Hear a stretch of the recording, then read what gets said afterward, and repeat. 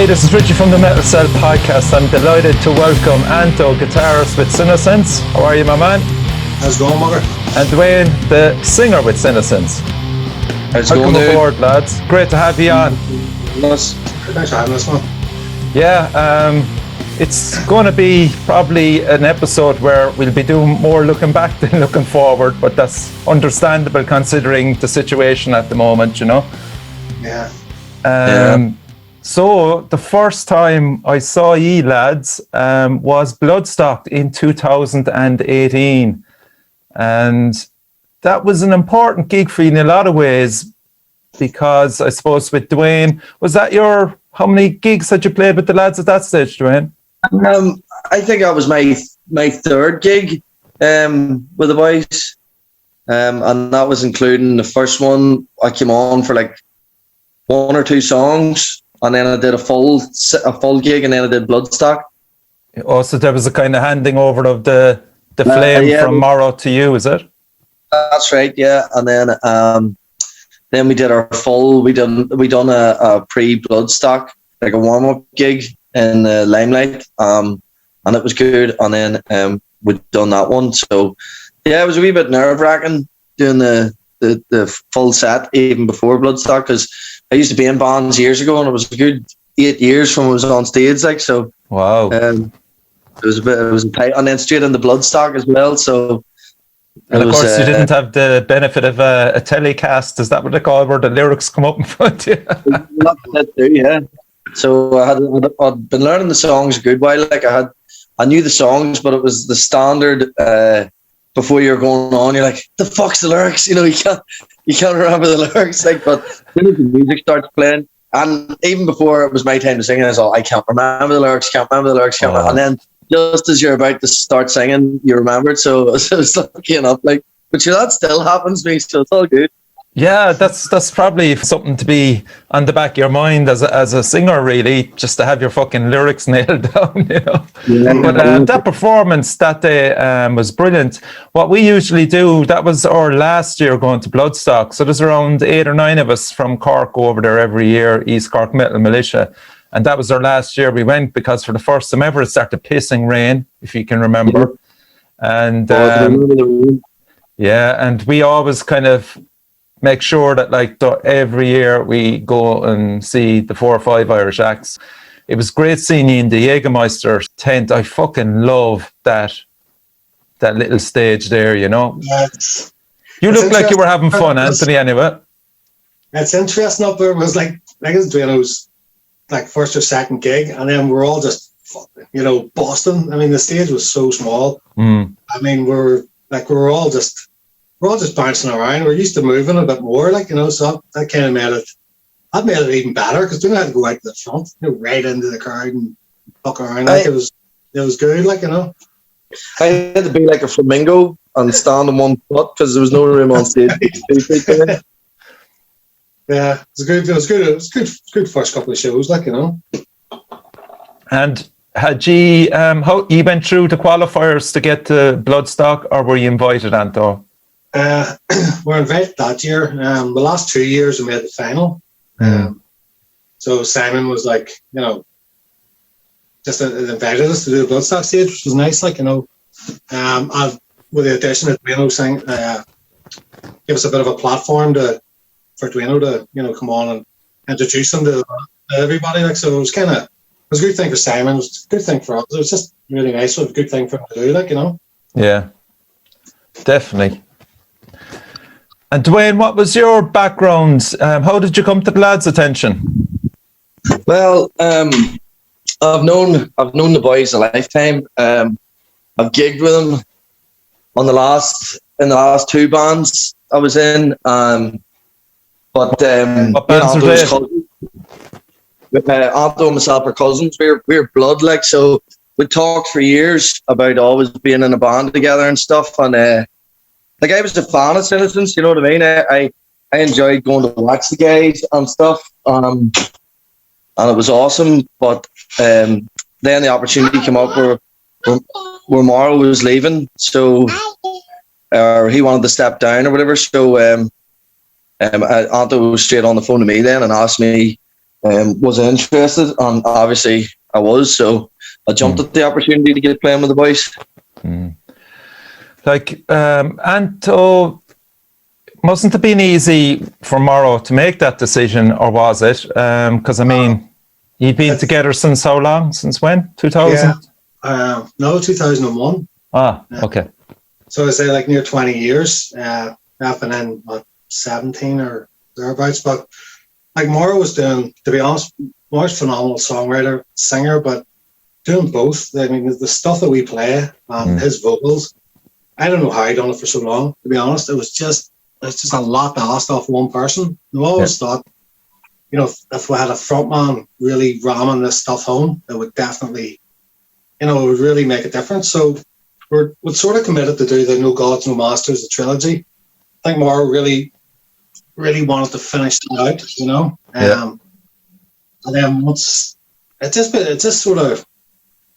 became apparent, like it would just be so much better with somebody, you know, driving this stuff, you know, really wrecking, really ramming it down people's throats, because Morrow he sort of held back, you know, with trying to do both. It's very hard to do. So whenever Duane, the minute Duane got up with the first song, just the energy just lifted, just the whole room felt it. Everybody come up after, and any show we've done with Duane has just been through the roof. As far as energy wise goes, like, you know, it's just been fucking fantastic. Yeah. But we want to get the new music out. That's the thing. So the pandemic is so frustrating, because we're all set to get stuff going, and then, you know, this shit happens. But you know, we just know, like, you know, as far as a frontman goes, there's no better guy, and we just straight to him, and that was kind of it, like, you know. Yeah, I mean, that was our. Like I say, we've known him for years. You know, nobody's capable of, like, you know, seeing him, and a lot of times, like, you know, in the back of my mind, it kind of went, fuck, if I could get that guy at lost, we'd do some damage here, you know. That's kind of like, you know, and we talked about it a lot, and even Morrow, like, sometimes we said it, but he kind of committed to doing the No Gods, No Masters 3, because that was personal stuff and all for him to do. We got that done, and so that's the dynamic now. We just want to get out there and fucking, you know, have a bit more fun, and not be maybe as super serious as we were before. Get out there and really, you know, really leather it. Like, yeah, because I mean, like, you had a lot of there was a lot of chat across the water from the likes of Kerrang. You definitely were getting an awful lot of attention. Through which album was that? Scar Obscura. Yeah, that got reviewed really well. Like, people seem to like it, and we spent a lot of time in it. Like, the idea for that album was, let's make an album that nobody can. The only way they could judge it would basically be on the music. I know that sounds ridiculous, but get the album recorded so the drums are 100% on point, the vocals are on point, songwriting's on point, everything sounds good.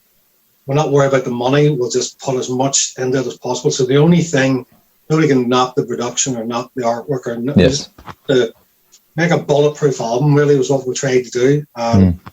Like, luckily the songs have stood up, and people have, like, really, you know, they really seem to dig it. Like, and like, we still play songs off that album, like, you know. That was the idea back then, you know. And Duane, had you come across the band on that second album, or were you a fan before that even?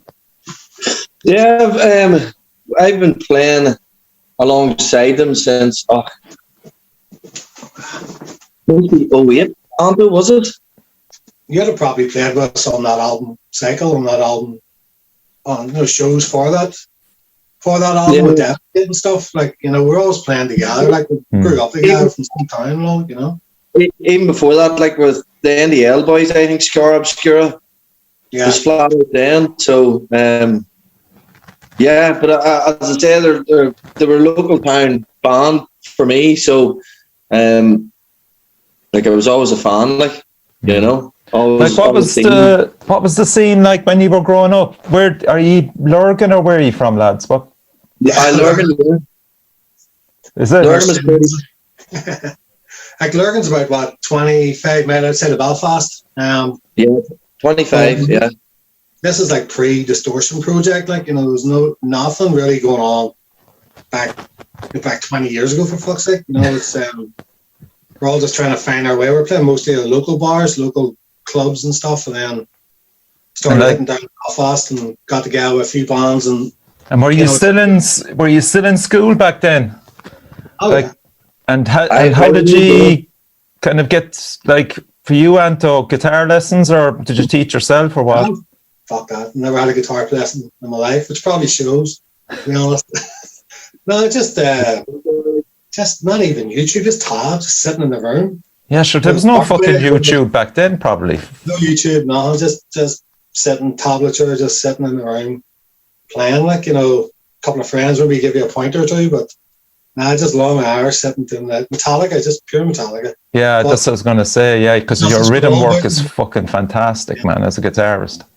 Yeah, it's amazing. But I mean, I remember buying the Justice for All book and thinking the book was all wrong because nothing I was doing was sounding anything like what the fuck I was playing, you know what I mean? It took a while to get shit together, like, you know, but what was the characters like around your town, lads? Was there older lads there that were into metal before ye were? You know, was there a bit of a vibe there? We were one of the first. It was maybe Tilted. There was maybe only one other band. No, it was just us and maybe Tilted and maybe Who Man What or something. There was nobody about. Like, there was fucking very few bands. I mean, when you seen a metal band, it was like, what the hell's that? Like, there was nobody, wasn't many about, like, you know. Yeah. So we were kind of would have been at the forefront of that stuff, like, you know. Again, 20 years. And how were you getting your music? I just listen to Iron Maiden and Metallica, mostly, like. But like, on the radio, is it? Remember Bruce Dickinson playing Battery by Metallica, and I was just listening to, like, nothing but Iron Maiden, and then heard Battery by Metallica, and it was a bad move, Bruce. I had to go and get all the Metallica albums, and it was just school. Like, it was first year, second year in school. Started getting into it, like, you know. Yeah. iTunes was out then, was it? You were able to listen to stuff on iTunes now? This was way back, like 20 years. Like, yeah, I'm trying to fucking think, because I remember the iPods. Were they out 20 years ago? Do you know what I remember? Like, the bootlegs were a big thing, because the cassettes. The bootleg in '88 from Metallica and Danzig, and the guys were sneaking the fucking tape recorders and all that shit. And then you'd get the bootleg and come through your school about two months later. So that's how far back you're going, like 88. No iTunes, no that shit, like, you know, just tape trading and stuff. Yeah. Fuck me, that's how old. So were you going into Belfast at that stage to see bands ring like that? What was your first gig? Metallica and Danzig. Nice. Yeah. Like, Duane was 10 years younger than me, like, so. Oh, fuck it, Duane, yeah. Yeah. I've had a hard road.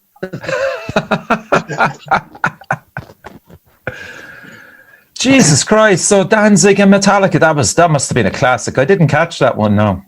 There was a bomb scare in the middle of Danzig's set, and I had to evacuate the whole building, and then walk it back in again, and they finished their set. You know what I mean? Ridiculous. And they played I think Metallica played 2 hours that night. Just Justice for All, just top of their game, just smashed it, like, just. Fuck, that was some. I walked out of there like just going, I have to learn to play guitar, because that was just. I've never seen anything like that in my life. I don't think I ever will, to be honest. The 88 Justice tour, like, them boys were just a machine, like, just a machine. So and Danzig too, like, he was smiling the whole time too. I thought he was this big evil bastard. Got your fucking guitar up and going, and then you went looking then for similar lads that would be into the scene that played music, or? Yeah, I mean, like, for me, it was like some of the boys in Sinocence were a bit younger than me, like, you know, so, I mean, they got the guitar. I didn't play in a band for about maybe 5 or 6 years after, you know. It wasn't just get a guitar, learn, sort of had an idea what I was doing, and then we got in a band, you know, that type of thing. So it was just local metalers, like, you know what I mean? If somebody had a guitar, you'd went around for a jam. You know, probably the 14, 15, that age group. And then, I mean, whoever had a drum kit was just in the band. You know, that's fucking how it worked, like, you know. So, pretty much. And you said yourself that you like playing drums as well. Did you ever attempt? No, like I can't play drums, but I very, very drum orientated when it comes to writing. I mean, Okay. just playing. I've been lucky enough to play well. Like the drummers we've had in this band have been fucking phenomenal. Like really high level guys. Like so, like I just write the music, and then Maura would do obviously all the vocals and all. But I'd very much drum focus. I don't know what it is. It's just it's rhythm. I can think drums very. I know exactly what I want. I can think them better, and I'd follow more drummers. I don't follow any guitar players. Like yeah, I think that's. I think Hetfield is similar enough. That's his thing. Himself and Lars just rhythm. Yeah, 100%. Yeah, because you can hear it in your playing as well. That your fucking rhythm playing is fucking unreal. It has to be. Like if it's not, you're not going to get that impact. Like, and the guitars are so busy, and it's something I feel strongly about. Like anyway, it's nothing better to me than looking at a good drummer. I just love the drums. Like I should have been a drummer. When Sinocence then were formed, then Anto, were you living in near Belfast, or had you moved, or what kind of way was the band set up like? Well, the band was in Lurgan. Morrow started the band. Like he's the one got everything. The one got the first album and all that. I only recorded from the second album onwards, like but Morrow got it going in Lurgan, got it kind of whipped into shape, and then started trying to get down to Belfast. And I was living in Belfast, so I kind of helped Sinocence at the very way in the early days, getting shows for them and stuff like that. And then the opportunity came up just to join, like so. And from then on, it was kind of myself and Morrow kind of spearheaded the band, like, and Morrow would do more of the writing, and I would do more of the organizational sort of aspect and getting the gigs and working with like James and other bands. I would be doing all of that. And so James Lovejoy, shout out to James. James Loveday, he'll not Loveday, fuck me. I'm sure he's been called worse. You all started kind of the same time, I think the Distortion Project's 21 years old. Yeah, it is. Yeah. Old, so it kind of came up at the same time, and gigging with like the likes of Sky Pilot, and they're 20 years old as well. Yeah. Yeah, and then just James had started that the Rock KD and the Katie Daly's part, the Distortion Project. A lot of great bands played through there. Also, it gave us a place to go, and everybody wanted to play there. Then when James brought over the first kind of big band, like Cathedral or somebody came out with somebody, then a local band got on support, and then he brought over another one and another one, and like Orange Goblin and bands like that. And class. Were you going to those gigs at that stage, Duane? Pardon? Were you going to those gigs at that stage as a teenager?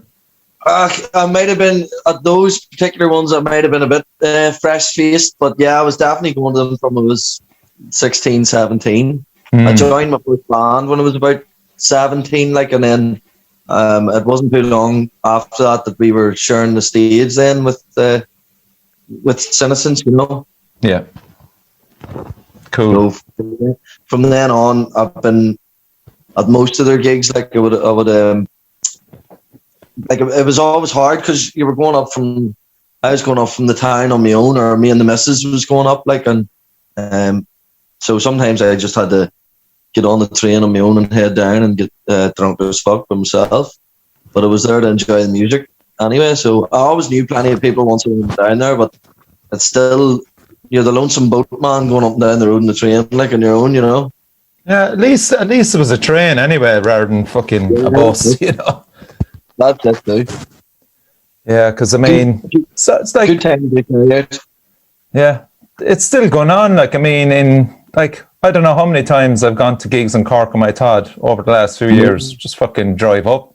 I wish I had a train that I could go fucking beering and go on the train and come back. Like, but no, just get into the car, sup on fucking Heineken Zero, and still enjoy the night, man. I know. Well, I've done that before too, because the last train home from Belfast is about 11:10, and when the big lad's on the drink, he doesn't want to go home at 11:10. You know what I mean? So you would have crossed paths then, Anto, with Andy from Crawling and Pete. Yeah, again, like growing up with those guys, like, you know, pretty much when we all started playing at what, 19, 17. Pete's probably been in a band since he was like 13 or 14 or something. He's always like condemned or one of the best bands you're ever going to see live, you know, just savage, like Willie Taylor on the drums and Pete and the boys, like, and Andy playing for Honey for Christ. I mean, everybody set the bar pretty high too, like, as far as the aggression and stuff. So, you know, we've been looking at them and going, and we have to start moving around here. We have to drive this home, you know, and you go and see them, then you go down to practice, next practice, about twice as energetic, and you're always playing together. I mean, you're mates, but you still want to, you know, that rivalry was always there. And yeah, good lads, really good people to come up with, you know, so, and they're still, to this day, like, at the... Still going, man. Really, like, both of them. And so, getting the money together for Black Still Life Pose, how much did that set you back, and where did you record it? There's more than money for Scar.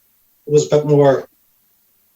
Scar, like, Black Still Life Pose didn't cost that much. It was maybe about $1.50 a piece, maybe. Okay. But for Scar, we spent 10,000. Wow, fuck. But we were lucky. But in Belfast, everybody was playing for maybe £50, £100. We were playing in Lurgan, we could lift like £900 a show, which was unheard of. Nobody from Belfast was coming up. And I remember talking to Andy about this. The whole time I was in the band with Sinocence at the start, I always operated in thousands. We always had thousands of pounds in the bank. And Andy would have like, you know, £250.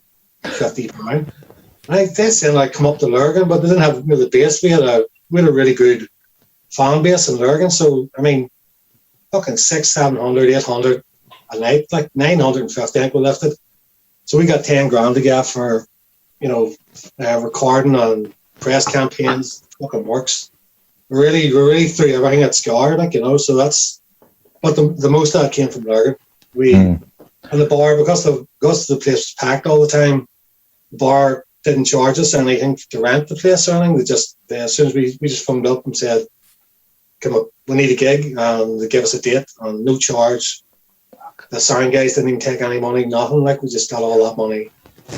That's what we were able to go over and play in Germany and Holland, fly over and do all that stuff. It's just purely... So tell us about that, actually. That was the obvious next step to get to the UK, to get to these European countries. What are your memories of that? Again, like Andy Clark. Really? Andy was over with... They were playing somewhere in Europe and seeing this band called Riffs, and they were like, you should come over to Ireland and play with Sinocence. And he came home and said to me, you should go over to, you know, over to Holland and play with them. So we got in touch and we've done the gig swaps. But to be honest, we were over in Germany before that. There's a German band called Fire Dogs, just MySpace, commented and said, really like your music, nice to meet you or something. And I just fired back, do you want to play in Belfast? And they said yes. So we were like, well, if you give us shows over in Germany, we'll swap. And it literally was as simple as that. Like 2 months later, we were in Germany. Fuck. And that's how it came about, just a Facebook or a MySpace message. Just guys were willing to take the chance, and so were we. So, and the German crowds are legendary. How did you go down? That's a different. To be honest, they booked us 3 punk gigs. We didn't. But it was good. We just we got into this place and it was just all punks. We were like, "What the fuck is going on here?" Like, was it a squat? Get metal gigs, you know. So we just looked at each other on stage and I turned to the drummer and said, "Just speed everything up the fuck and let's go for it." We just played everything near fucking twice the speed, and they fucking loved it. It was great. So, you know, just free beer, fucking, you know, all that stuff, and yeah, that's all. We just played the music up, and it was really fun. It was good.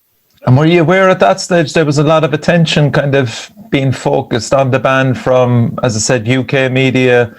Had you any record labels sniffing around you? To be honest, we're probably a bit green in that respect. Like, I mean, the Metal Hammer thing, I think we got 8 out of 10 and had good reviews and Power Play and Crying and all that stuff. We did sign a few deals as such, but they were just fucking piss poor. They were, you know, with the front their own sort of press campaign. Rising Records were a fucking disaster. Turned out your man who ran it, I think it's Mark Daghorn, I think his name is, he ended up going to prison. He ripped off fucking everybody. I think he ripped off Bruce Dickinson's son's band. It was the most high level that he screwed over. We're signed to Casket Records, and they were, I mean, let's be honest, they were shake too. Like, but they did sort of put us in contact with a band called Panic Cell at the time, and they were doing really well in England. They supported Metallica and everything, fuck's sake. So we were able to get, you know, some shows with them and relationships with those guys, which they had the relationships with, like Collapse and Boulder Stampede and some really cool guys. And oh yeah, cool. You know, I've seen them, be able to, so even though it was shit, the label was shit. Like we got over to England. We got doing a few shows. We got meeting people, you know. So I mean, but as far as anything serious, as far as record labels go, it was all self promotion. Really, it got us anywhere. And crucially, like, I mean, because like we were on about it, Joe from Gamma Bomb, have to give a shout out to Joe. He always fucking raves about Sinocence. Boys, we've done a lot of shows there back in the day. They were all the savage fucking thrash band, like, you know. Yeah. Even way back then, like. Yeah, your paths obviously crossed a few times. Lots of shows, but they would have been more the local shows, you know, the shows in Armagh, the shows in Bergen, you know, stuff like Katie even. They were just, but like those shows in Katie and Armagh and stuff, they might have been way out of the road, but you're lifting like £300 or £400. You know, that's where you got your. We used to have like a 10 venue sort of circuit that you could do every, you know, 2 or 3 months, and you could get like £300 or £400 a show. But a lot of the Belfast bands weren't really doing that. You know, maybe they just didn't know. But we were getting all our money down there. You know, that's kind of where we got it. That's where we got our money from. You know. Yeah, Belfast hardly pays fuck's sake at all. Like, yeah. I remember like what about Katie, like, you know, that type of thing. Yeah, like when I was playing in another band, Killazilla, one time, and we lifted £800 from the courthouse, Anto. Fuck, unbelievable, brilliant. I was just a door, like, but she went down to Belfast then, and everybody was paying their whatever to get down, and petrol, diesel, whatever it was, and then she were getting fucking 50 quid. Yeah, 50 quid is the Belfast rate. That's usually on your end. 50 quid. That's what I'm saying. It's not as if you were fucking. You weren't looking hundreds and thousands, but when it cost you more and stuff to get buys down and fucking shit like that there, and you were sort of getting fucking 50 quid, and then you were trying to put maybe band money away too. It was just fucking a kick in the balls sometimes too, you know. And especially you didn't mind it if you went to the gig and the gig was fucking buzzing and it was class and all that there, but then you were going to the all, at least you got a buzz out of it. Then you were going to the all ones where there was fucking maybe nobody at it, or there was no, the sound was shit or something like that, and then you still only got your 30 quid, your 40 quid, and you're going, fuck's sake, what's the fucking point? Like, to be fair, it's similar enough in Cork as well. Shit money as well back in the day. It's the same everywhere, but we're all doing it, you know. So it was all a bit of crack, like, you know what I mean? Yeah. You just take your lumps, like, don't you? That's just how you come up, you know. Fuck, dude, I remember some of the gigs we did, like when November Deadlist and stuff. They would have just, some of the gigs we did, you'd have said, right, lads, that's it, pull the pin to fuck, like. I've seen the videos. Yeah. Shit on it anyway. Yeah, because you get fucking paid £100. I remember getting paid £100. We were a 3-piece, and that was it. You know, you play for fucking 2 hours, covers band, 100 quid, you know, and a few beers. That was your lot. You certainly weren't, even if you got up to the city, you wouldn't be getting fucking more than 200 or 300 max. Yeah. That's why so many fucking great musicians just went into fucking wedding bands, because they were coining it then, like. Oh yeah, that's what the money. I had one of the bands I was in over the years, Devastate. I had said to them boys about being a fucking wedding band. 2 bands I was in, I actually suggested being a wedding band, and couple of guys were for it and a couple of guys weren't for it, so nothing ever materialised. But that was a surefire way to get maybe 3 or 4 gigs a week and get your money for it. You know what I mean? Save up the cash for the real fucking record. Well, that was the logic behind it. Like, that's all you can do. Your weddings Monday to fucking Friday, and then do whatever the rest of the time. You know? Yeah. But yeah, they're like, I'm still amazed that anybody even goes into the local music scene, because there's no fucking money in it, and it takes a lot of money to get there and to go and do your recordings and to do your fucking CDs, your EPs, your albums, whatever. It all takes cash, but you don't get any cash back from it. Like, even if you got fucking 100 quid a gig, you would at least say, well, it's £100 to put in the kitty. 10 gigs and you have $1,000. You know what I mean? Yeah. But I mean, you'd have maybe done fucking 10 gigs and you'd have had about £200 get up. Just sucked like. Yeah, how it is, though. So 2010 then, Metal Box Recordings. No, that's not us. Isn't it? No. Who was that then? Metal Box Recordings in 2010? No, basically we went out on the road with Blaze Bailey. Okay.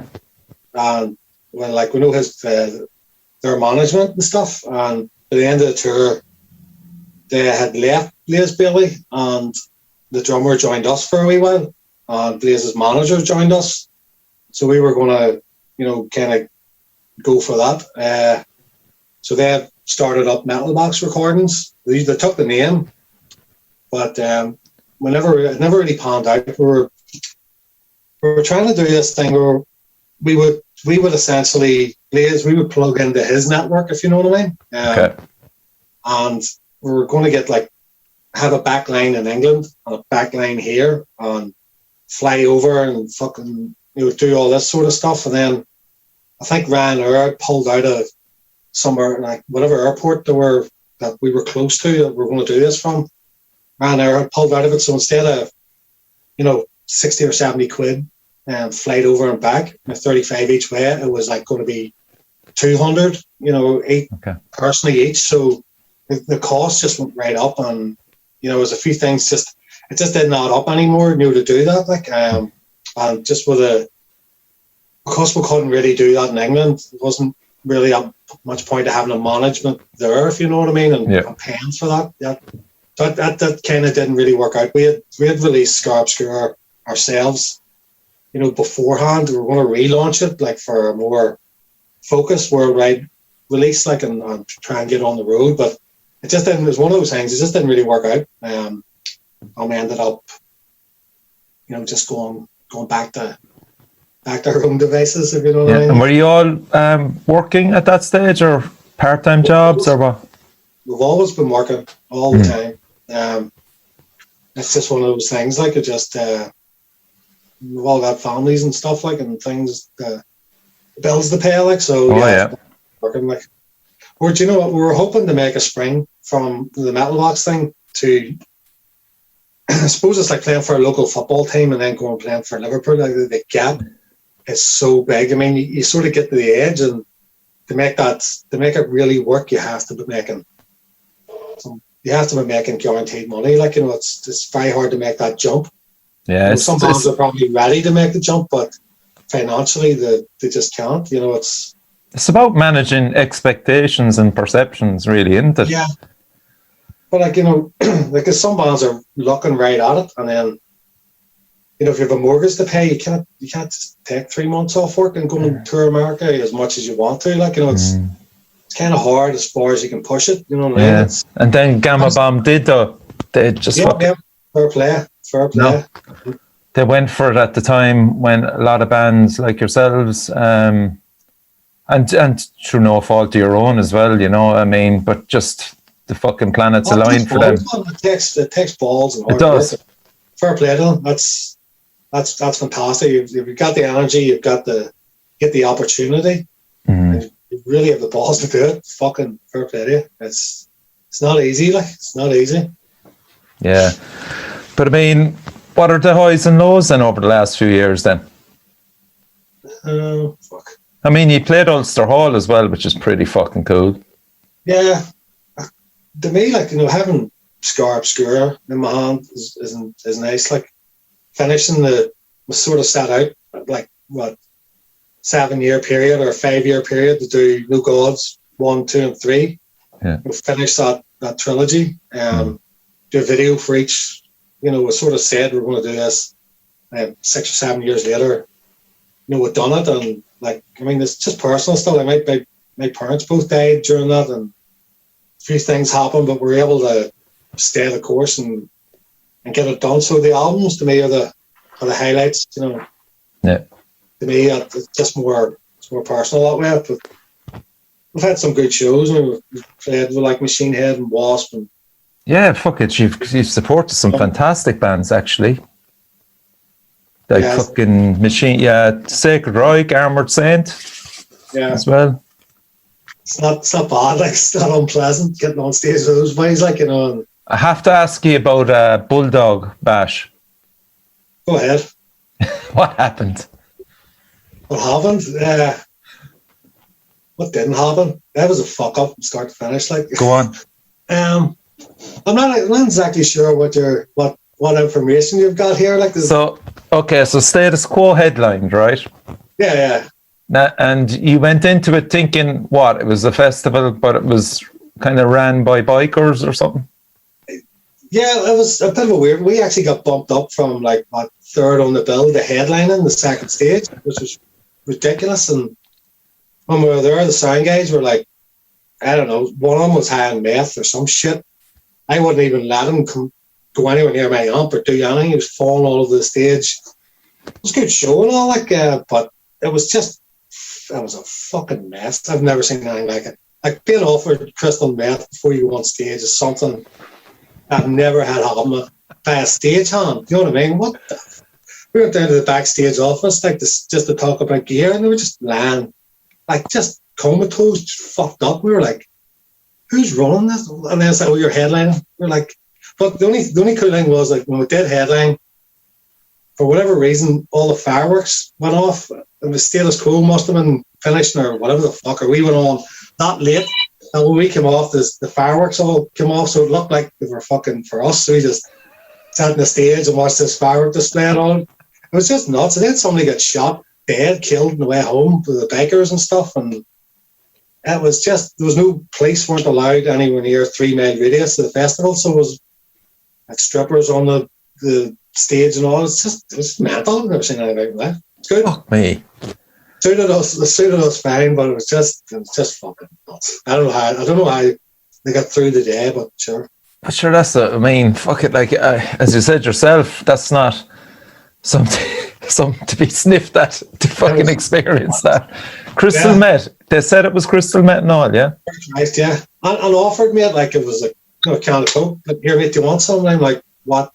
Smith? I'm like, as if it was just going, yeah, give me that bag, Unbelievable. And they looked offended when I said no.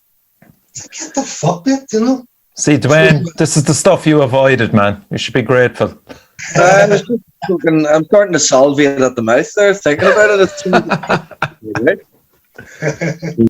Live sex shows, strippers, everything, man. Fucking rock and roll, baby.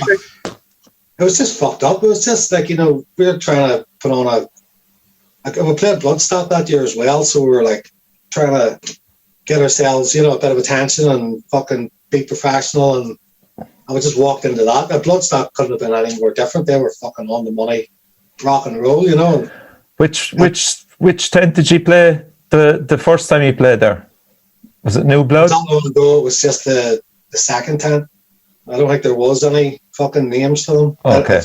Maybe Sophie then probably was, yeah. Oh, yeah. I don't even Sophie is the tent, and then there's the outdoor stage. So if it was in the tent, it was Sophie.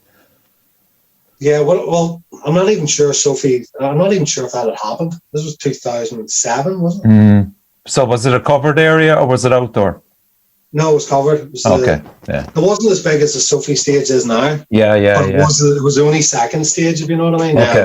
Okay. Only for Christ played it that year as well. Class. Fuck it. Nice one. You were well repped. Yeah, it was good. It was good crack. And then he played as well with Ray Haller of Sweet Savage, man. That was pretty cool. Yeah, rehearsal was much better in the Ulster Hall, to be honest. How did that happen? James wanted us to do a special guest sort of thing, or somebody on the bill to have a guest singer or something like that. So like big fans of Metallica and even the Sweet Savage and stuff like Red likes the band, so we would sort of put it out there. Do you want to get up and fucking have a jam? So we just thought it would be cool to do a song with like Metallica jamming with them, and then fucking we'll jam it with them and see what happens. So yeah, it was really good. Like Ray came down a couple of days before to practice, and like the practice was way cooler. We played it a lot faster, a lot fucking heavier, when we got up there, it was played a bit slower. It was like Adderall just fucking bit the, you know what I mean, hammered it out the way we did practice. But no, it was good. It was Ray's been a big supporter of the band. He has done, always has been. Cool. So it was just really nice to get up there and share the stage with him, And then if you suffer pre-gig nerves, no? Nah, not really. I don't just practice that much. You don't really get it, I'm fucking not going to screw up when I get up there. I've done it that many times, Yeah. So not really. What about you, Duane? No, sometimes. Yeah, but I think you need the nerves. I like the nerves and maybe a wee bit of anxiety, to fucking before you're going out. And it's nothing that you haven't done 1,000 times before and that you're not comfortable doing. But I've always got it, man. From day one until fucking now, and even when I'm regularly gigging, back in the day, you were maybe doing 2 or 3 gigs a week, week in, week out, and there was the same dude every time before the gig. You were fucking just out of anxiety and the nerves going nuts. But as soon as the music starts, you forget about it and you get up there and you just fucking enjoy yourself. And I don't even know what the fuck to be at on stage sometimes. I just get up there and do what I want, enjoy myself, and sort of just, it's not that I pretend that nobody's there, but I don't give a fuck if anybody's there. I'm just going to do what I want to do, and hopefully you enjoy it. If you don't enjoy it, I don't give a fuck. Yeah. Is there any 1 or 2 songs that are still in there as covers that you enjoy doing? Of the new stuff, he's still throwing in 1 or 2 covers as well. It's the hero. It's, to be honest, it's such a fucked up time at the minute. We had 4 or 5 songs we were working on there just before the last lockdown. So we're trying to get the new stuff going, and then we just start getting a bit of fucking pace with that. And there's another lockdown. There's some shit there was a lockdown, and then we got in for 2 months, got a couple of songs going, and then another lockdown. We didn't get in for 4 or 5 months, and we're one of those bands that need to be in the room. Do you know what I mean? I know we're kind of, everybody's been forced to, record and send it fucking through WhatsApp. We're a 20-year-old band, we're used to being in the room, and yeah, we're doing that, and we're starting to get a bit better at it, but we still need to iron out the songs that we have tons of material. We just need fucking time in the room, So hopefully with this lockdown lifting, we'll get these songs played, because we'll have a few there, and to your point, we're going to keep a couple of songs from the other stuff. Yeah, we will, but we need to get these new songs in and then see how they flow with the old set. We'll always do a few. We'll pick some stuff that, to be honest, some of the stuff that we couldn't play it before because it was too technical. You really need a frontman, a guitar player, to do the double vocals, all that stuff. So we'll shake it up, but at the minute we're really focused on the songs that we have and getting them recorded, And Simon Pickett is still with you as well. He is, yeah. He hasn't been down much because we want to get a batch of songs together first, and then we'll get him down. Simon's a professional. He just comes down. He only needs 3 weeks. He'll have them all nailed. Yeah, pretty much to perfection. He'll just walk in and do it. So once we have our bass set of tunes ready, we'll get Simon down and he can start getting the work, like, you know. And what kind of direction are the songs taking at the moment? I know they're still in raw enough form, but like, is it a follow-on from No Gods, No Masters? Or are they different again with Duane? What's your opinion on them, Duane? What you're hearing at the moment, anyway? No, I like them, but I'm biased. But no, they're still Sinocence songs, like, but just a wee bit of extra fucking spice through into the mix, you know. More heavier? Pardon? Would you prefer heavier or a mixture of both? The music is still similar. I prefer a mixture of both. Like, the music's still the same, but the vocals will be different, obviously. Yeah. When I came in and was singing the older Sinocence stuff, I was singing it like still like how Morrow would have sang it, you know. Of course, yeah. I was still singing it his way because that's the way the songs were sang. And our vocals were similar. I found I could match a lot of the stuff he was doing handy enough, and then I could batter some of the stuff as well that he couldn't do live. But then he's doing more than I ever did on stage. But I think that the newer vocals, I like a bit of heavy stuff too, like, because I'd have been in hardcore bands and stuff over the years as well, like, so. Okay, cool. I like a wee bit of screamo stuff in there too, but yeah, no, it's still Sinocence. Like, I wouldn't say it's not going to have that Sinocence sound that we all know and love, but it's just got a bit of a different stamp on it now, obviously. Yeah, it's going to be fucking cool. And can't wait. I'm so fucked up, to tell you the truth, dude, because like once we start to get a bit of fucking steam, something happens, and then we get another bit of steam, and something fucking else happens, and then the world near blows up. You know what I mean? It's fucking. Just give us a fucking chance to get out of here. Yeah, I think, look, you know, the positive side is you'll all be fucking vaccinated before we will be down south anyway. So at least that way, you know, you'll probably have a few months on us. Yeah, true. But I don't know. I'm hoping that I'm hoping that we get gigging this year. Like, but frick, I don't know what they're going to do. Like, I really they don't. better get it fucking sorted out, man, because I want to be up in Belfast in August, September at the latest for fucking. To be honest with you, dude, I think at the earliest it's going to be fucking September before they're going to open. And that's honest to fuck. That's what I think. Like, before, sure, we're end of March now, basically, and we're no further on really. Like, so. If we get to September and they're opening the pubs and stuff again and letting gigs go ahead, like, because I mean, you're going to the pub and you're going for fucking food and everybody's got to keep their distance and all that there. So I don't know how they're going to react to fucking gigs where people fucking moshing and sweating all over each other. And no, you won't be left in unless you have a fucking cert to say that you've been vaccinated. That's where it's going to start. So you'll get your heat temperature into your forehead. Have you got your fucking vax? And you'll probably get in then. The restrictions are supposed to all drop on the 21st of June. So if that's the case up here anyway.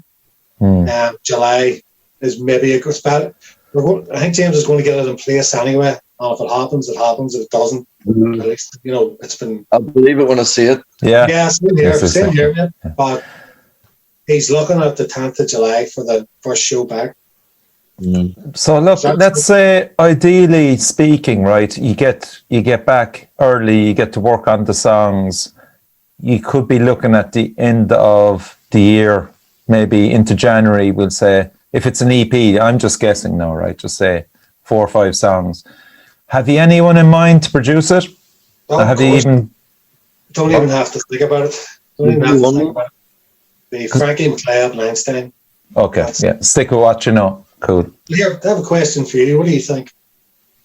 So, yeah, like, given the stuff that's been going on, this is what we're floating about in the band, right? But 2 or 3 songs pretty much ready to rock, right? Yeah. Should we record a couple of songs now and just get them done, get them out, and say hello? Maybe stick a video out, or should we just build and do an EP or an album?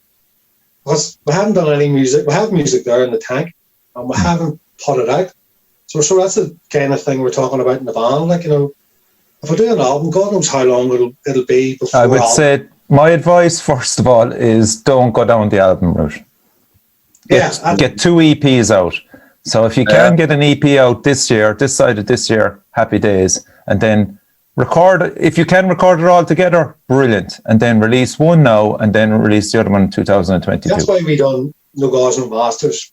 That's 3 EPs. Yeah. But to me, it just gets the music out faster and it gives us, you know, quicker, more stuff to do. Yeah.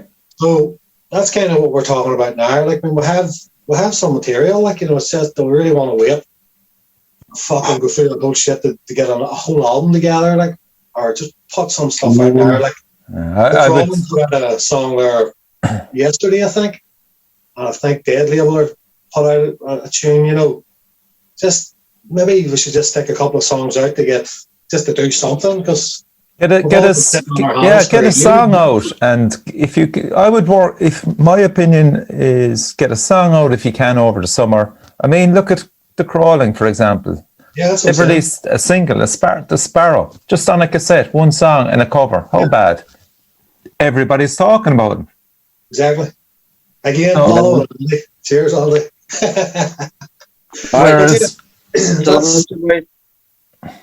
That's something we're thinking about. And maybe we'll come out with some music soon and what people will think, you know? Yeah. You can't go wrong with a single release in June, July, without a doubt. Whether or not that song is on the EP, I would say go for an EP rather than an album. Yeah, albums are dead, I think.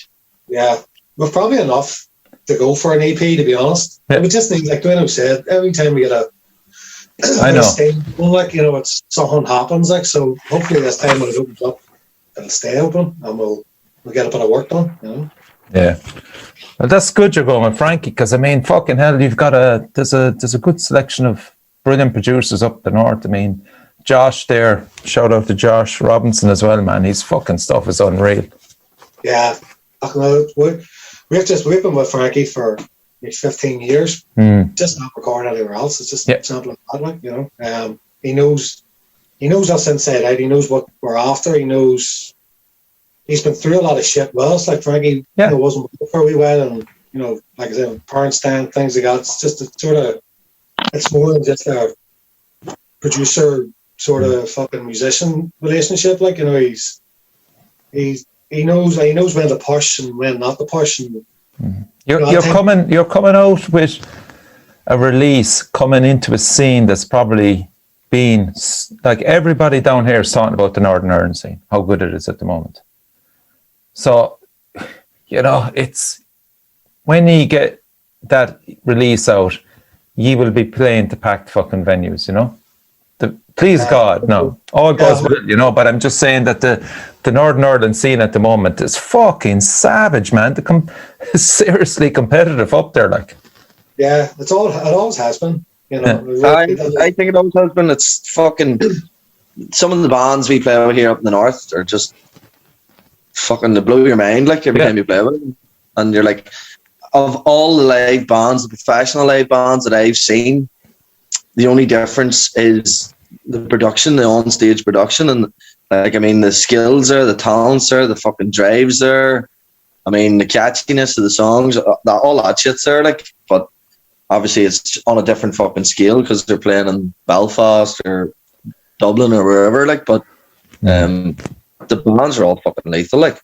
Yeah. So you need to be like, but it's good because everybody always has to up their game then to keep up with everybody else, you know. Oh, well, fuck it. That'll drive you on, man. I mean, there's no doubt about it. It's seriously competitive up there. And as well as that, when you come down south, you have, you know, you got Dublin, you've got Limerick, you've got Cork straight away, you know. You know, you could bands like, what, 2 Ton Slug and fucking Savage. 10 Ton, yeah, fucking unreal. 10 Ton, sorry, 2 Tails to Go, fucking Dead Grey Stag. There's just so many there, man. Big killers down there, you know what I mean? So the whole, like, Ireland just has always punched way above its weight. You know, when it comes to fucking metal, like, I mean, it's always been like, I've always had a strong fucking scene here, like, you know. And I don't think that's going to change no matter what. COVID, whatever the fuck, I don't think it's going to make any difference. Yeah. So, and you've played the Siege as well, haven't you? Yeah, that was a fuck up again. Not on our part. Like we played there before, and the last time we were supposed to play there, fucking car broke down or some shit, and we had to. Like me and Jim, me and our bass player drove down the whole cut to fucking Limerick, and then half the band didn't make it, so we had to fucking. There's all standing there like fucking dickheads, like going. I didn't know that. The big stage too. The main. I was gutted, but it was one of those things we couldn't. Well, there's nothing we could do about it. Like, but hopefully we'll get back down there at some point. That's fantastic. Like, we did play there, but it was a while ago. It was a couple of years ago. We were supposed to play, and a car incident happened or whatever. Like, so yeah, we're good to get back down. Yeah, again, we need to get a break. Like Duane says, every time we get fucking ready to rock, our singer leaves or drummer leaves or the fucking world goes in the meltdown, like, that's 3 times we've tried to get this shit going, so hopefully this time we'll get back to it, like, Like the last after Bloodstock there, fucking 2018, we were all right, this is it, we'll take this momentum and we'll push on and we'll get this done, we'll get that done, and fucking it's gonna be good. And then the next thing, fucking Morrow says he's leaving the fucking band, and then we're like, all right, okay, holy fuck. And then Simon comes in, and then I think we had another 1 or 2 gigs, and then Ben, the drummer at the time, he left the band too, so we were just like, oh, fuck's sake. And then we're trying to get new guys in, and it almost seemed doomed at one point, you know what I mean? But we'll get there. We'll get there in the end. That's it, man. Just fucking keep plowing that fucking furrow. You'll get there, lads. 100%. And I'm happy with the music that we're doing. As Anto says, 4 or 5 songs there that we're working on. They're pretty much fucking done and dusted. So fine tuning on a few of them still to do, but I'm happy with them. I'm really happy with how they're sounding. Like, and I think they'll go down well. And in the crowd, like, I think they'll go down well. But I mean, we're fucking vast as fuck, so we'll have to wait and see what you say yourself. Yeah. And as I said, you're releasing it into a hungry scene. Everybody's just going to be fucking clamoring to fucking release and fucking gig and everything. Lads, I'm going to just thank you for coming on the show. It's great talking to you, Anto and Duane. Fucking just wish you the fucking absolute best, and hopefully your luck will change. Thank you very much for having us today. Don't say bye-bye. Bye. There's a wee girl. Say Hey, So you've been listening to Richie, Anto and Duane from Sinocence. Support your local metal scene, and please God, we will get fucking live gigs back, and especially Sinocence, and they'll make an appearance down south as well. Big thing. Cheers, lads.